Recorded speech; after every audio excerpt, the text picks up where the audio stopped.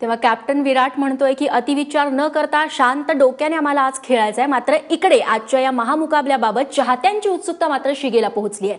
Cricket प्रेमींना नेमकं काय वाटतंय आजच्या या सामन्याबद्दल आम्ही जाणून घेतलंय।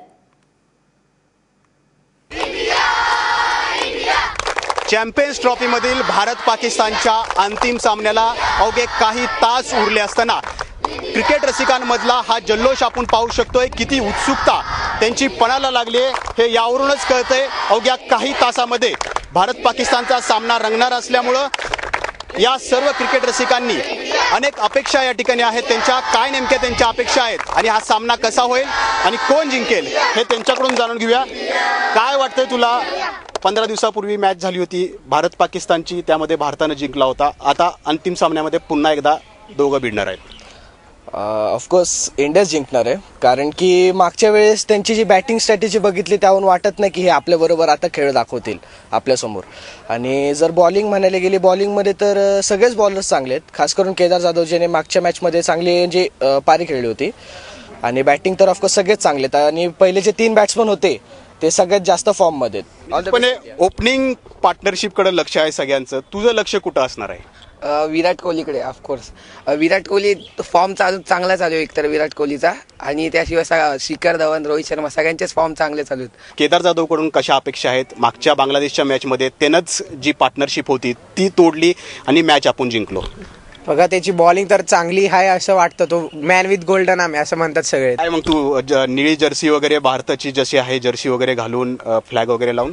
नाही, फक्त गालावर ते फ्लॅग लावून बस। कुणाकडनं अपेक्षा आहेत तुला? मला दोन्हीकडून।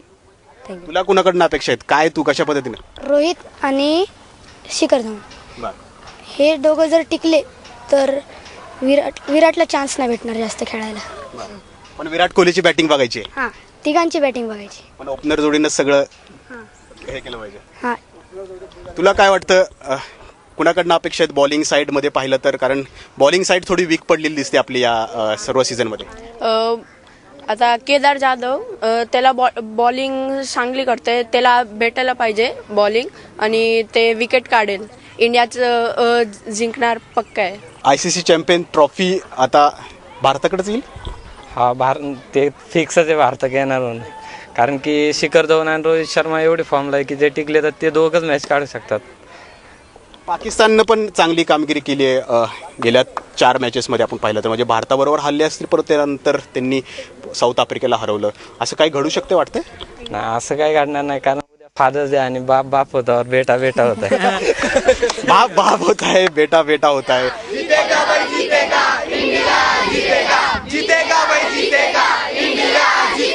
आपण पाहतोय की अवघ्या काही तासात भारत पाकिस्तानचा सामना होणार आहे आणि उत्सुकता कशा पद्धतीनं या सर्व रसिकांची पणाला लागली आहे आणि हा सामना भारतच जिंकणार अशी अपेक्षा या सर्वांकडून व्यक्त केली जाते आहे।